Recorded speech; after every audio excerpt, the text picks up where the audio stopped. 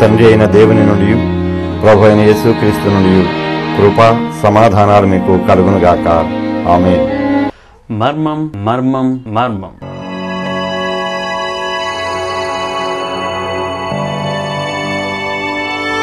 సువార్త జ్వాల సమర్పిస్తున్న మర్మం కార్యక్రమానికి మరో పర్యాయం మిమ్మల్ని ప్రేమతో ఆహ్వానిస్తున్నాం.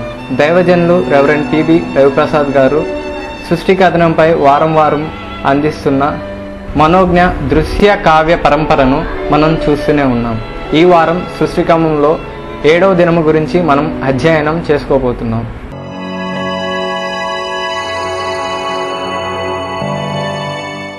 సువార్త జ్వాల పక్షంగా మేము ప్రతివారం సమర్పిస్తూ ఉన్న మర్మం కార్యక్రమానికి మరోమారు ప్రేమతో స్వాగతం పలుకుతూ ఉన్నాం. ఇప్పటి వరకు 6 దినాలలో దేవుడు జరిగించిన సృష్టి క్రమాన్ని గురించి మనం అధ్యయనం చేసుకున్నాం. ఇక ఈవేళ సృష్టి క్రమంలోని 7వ దినాన్ని గురించి మనం ధ్యానం చేద్దాం.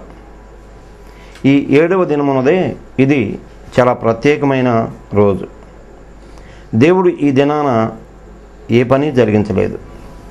దినాన్ని నియమించాడు, కానీ ఆ దినం ఆయన తన పని అంతటి నుండి విశ్రమించను అని మాత్రమే వ్రాయబడి ఉంది. ఆదికాండం 2వ అధ్యాయం మొదటి 3 వచనాల్లో ఇలా వ్రాయబడి ఉంటుంది. ఆకాశమును భూమియు వాటిలో ఉన్న సమస్త సమూహమును సంపూర్తి చేయబడింది. దేవుడు తాను చేసిన తన పని 7వ దినములుగా సంపూర్తి చేసి తాను చేసిన తన పని అంతటి నుండి 7వ దినమున విశ్రమించాడు.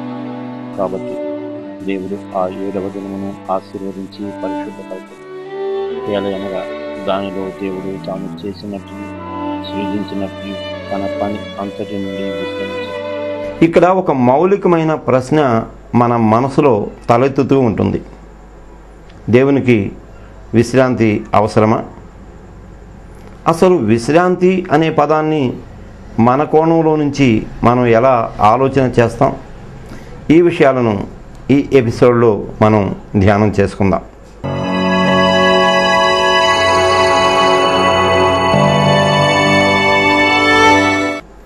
మొదట మానవ కోణంలో నుంచి విశ్రాంతిని మనం ఆలోచన చేద్దాం. శరీరం అలసిపోయినప్పుడు మానవుడు విశ్రాంతిని కోరుకుంటూ ఉంటాడు. చాలా పర్యాయాలు నేను ఎవరినైనా కలవటానికి వెళ్ళి వాళ్ళ గురించి అడిగినప్పుడు వారు విశ్రాంతి తీసుకుంటున్నారు అని ఇంట్లో వాళ్ళు చెబుతూ ఉంటారు.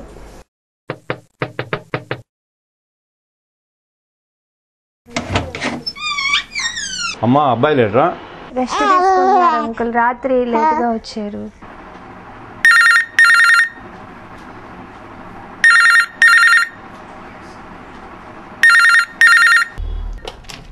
హలో, అమ్మా నేను రా pastor uncle. Praise the lord uncle. Daddy లేదమ్మా? అంకుల్ రెస్ట్ తీసుకుంటున్నారు అంకుల్. డాడీ కొంచెం లేట్గా వచ్చారు అందుకని. సరే అమ్మా. Okay uncle. ఇక్కడ విశ్రాంతి శరీరానికి సంబంధించిందా లేక మనసుకు సంబంధించిందా, లేదా శరీరము మనసు ఆత్మల సమ్మిళితమైన సంపూర్ణ మానవునికి సంబంధించిందా? సరే, మానవుని విశ్రాంతిని ఎలాగూ దేవునికి మనము ఆపాదించగలము? దేవుని విశ్రాంతికి మానవుని విశ్రాంతికి మధ్య ఉన్న వ్యత్యాసాన్ని మనం ఎలా పరిగణలోకి తీసుకోగలము? ఇక 7వ దినానికి వద్దాం.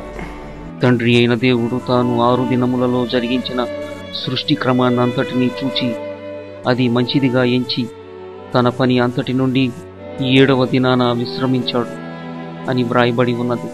అక్కడతో ఆ వాక్యం ఆగిపోదు. దేవుడు ఆ దినాన్ని పరిశుద్ధపరిచి ఆశీర్వదించెను అని కూడా వ్రాయబడి ఉన్నది.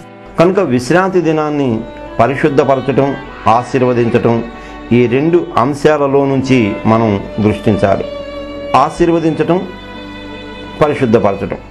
మొదట పరిశుద్ధతను గురించి మనం మాట్లాడుకుందాం. పరిశుద్ధత అనే మాటకు హెబ్రీ భాషలో కాదోష్ అనే పదాన్ని వాడారు. దీనికి అనేక విస్తృత అర్థాలు హెబ్రీ భాషలో చెప్పబడ్డాయి. ప్రత్యేకించుట, వేరుపరచుట, ఇంకా సమీపించడానికి వీలు లేకుండుట, విశ్రమించుట తదితర అర్థాలన్నీ కాదోష్ అనే ఈ పదములో మనం చూస్తాం. అంటే 7వ దినాన్ని దేవుడు మిగిలిన దినాల నుండి ప్రత్యేకించాడా? అవుననే చెప్పాలి. పరిశుద్ధపరచడం అనే ప్రక్రియలో అంతర్గతంగా ఒక ప్రణాళిక ఇమిడి ఉండడాన్ని మనం చూస్తాం.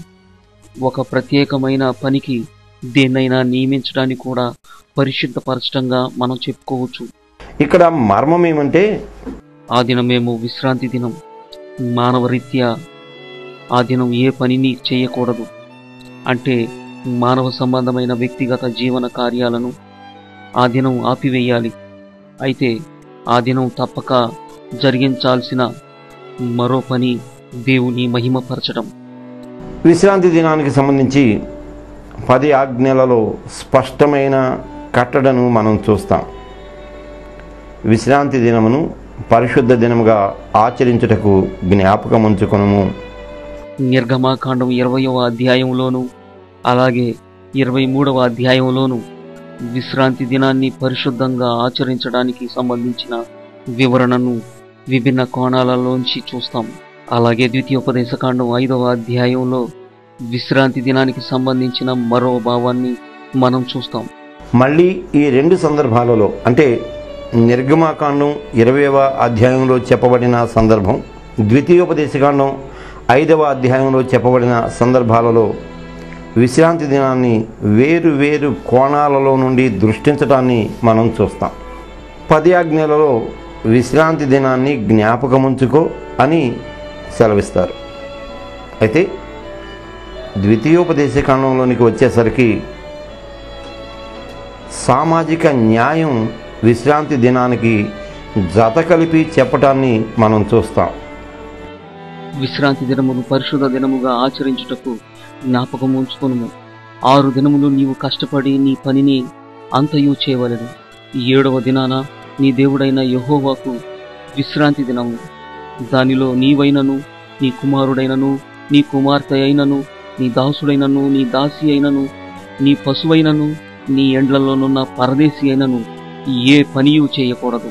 కనుక విశ్రాంతి దినంలో దైవిక కోణం, సామాజిక కోణం, ఈ రెండింటినీ కూడా మనం గమనిస్తాం. మళ్ళీ 2వ దినవృత్తాంతాల చివరి అధ్యాయాన్ని మనం గమనిస్తే అక్కడ ఒక మార్మికమైన సత్యం విశ్రాంతి దినాన్ని గురించి ప్రస్తావించటాన్ని మనం చూస్తాం. ఇర్మియా ద్వారా పలకబడిన యెహోవా మాట నెరవేర్చుటకై విశ్రాంతి దినములను దేశము అనుభవించు వరకు ఇది సంభవించెను. బబులోను చెరలో ఇశ్రాయేలీలు 70 సంవత్సరాలు గడిపారు.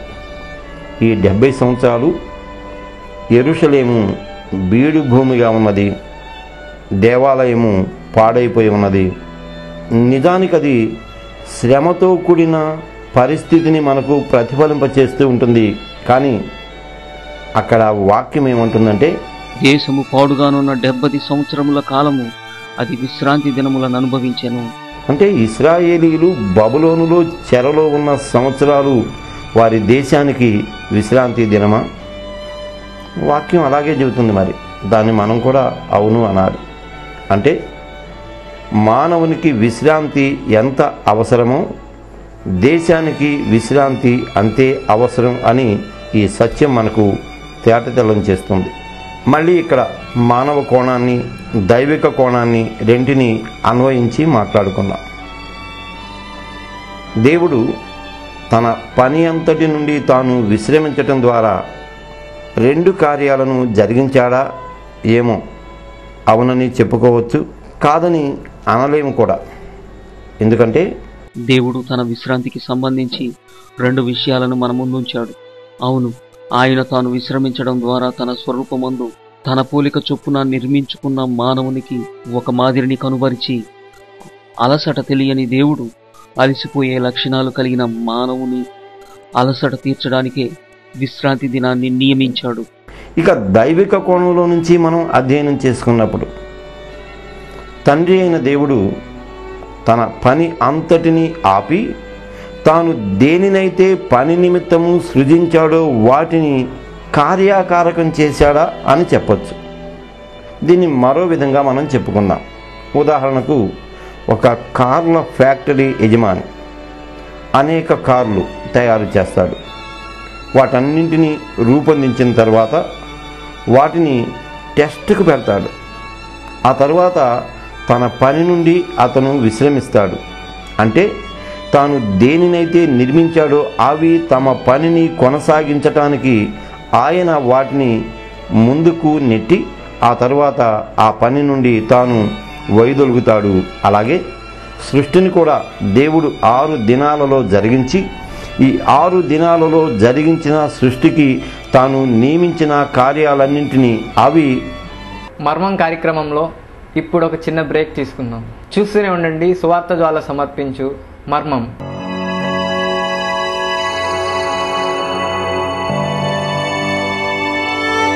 మానవుని జీవితం ఒక మహాప్రయాణం. చీకటిలోంచి ప్రారంభమై చీకటి వెలుగుల నడుమ ప్రయాణించి తిరిగి చీకటిలోకే చేరుతుంది. సృష్టిలో ప్రతిదీ గమనాన్ని కలిగి ఉంటుంది, ఒక చీకటి తప్ప. వెలుగు ప్రయాణిస్తుంది, శబ్దం గమిస్తుంది. భూమి, ఆకాశం, నక్షత్ర సముదాయం, గ్రహాలు, ఖగోళాలు అన్నీ చెలిస్తూనే ఉంటాయి. ఇక మానవ జాతి ప్రయాణం ఆదాముతో మొదలై నేటికి అనంతంగా సాగుతూనే ఉంది. అందుకే సువార్త జ్వాల పక్షంగా సృష్టి కథనంపై మేము చిత్రీకరిస్తున్న టెలిఫిల్మ్కు ప్రయాణం అనే పేరు పెట్టాం. మళ్ళీ ఈ జీవన ప్రయాణం ప్రారంభం నుండి మొదలవుతుంది. అంటే ఏదేనులో ఆదాముతో మొదలై ఎనోషు పుట్టేంత వరకు సాగుతుంది. ఎందుకంటే అప్పటి నుండి యెహోవా నామమున ప్రార్థన చేయటం మొదలైంది. ఇక జీవన ప్రయాణం ప్రారంభం నుండి అనే పేరుతో మేము నిర్మిస్తున్న ఈ చిత్రాన్ని విభిన్నమైన రీతిలో మేము చిత్రీకరిస్తున్నాం. ఆదికాండం మొదటి 4 అధ్యాయాలలో ఉన్న ప్రతి సంఘటనను భారతీయ సాంస్కృతిక నేపథ్యంలోంచి హృదయంగా రూపొందిస్తున్నాం. దైవజనులు రెవరెండ్ పిబి రవిప్రసాద్ గారి దర్శకత్వంలో చిత్రీకరిస్తున్న ఈ దృశ్య కావ్యంలో ఆయా పాత్రలు పోషించటానికి ఆసక్తి కలిగిన ఔత్సాహిక నటీనటులు మాకు కావాలి. ఈ చిత్రంలో మొత్తం 12 పాత్రలుంటాయి. 5 సామాజిక పాత్రలు, 7 బైబిల్ పాత్రలు. ఆదాము, హవ్వ, కయ్యను, హేబేలు, కయ్యను భార్య, షేతు భార్య. ఈ పాత్రల్లో నటించడానికి ఆసక్తి కలిగిన వారు వెంటనే మమ్మల్ని సంప్రదించండి. ప్రభువు కృపను బట్టి నవంబర్ 2వ వారంలో ఈ చిత్ర నిర్మాణాన్ని మేము జరిగించబోతున్నాం. సంప్రదించండి. మా అడ్రస్ రెవరెండ్ పిబి రవిప్రసాద్, సువార్త జ్వాల, హౌసింగ్ బోర్డ్ కాలనీ, గుంటూరు 522005. మా ఫోన్ నెంబర్ 9676111611. మా ఈమెయిల్ అడ్రస్ raviprasadmarmam@gmail.com.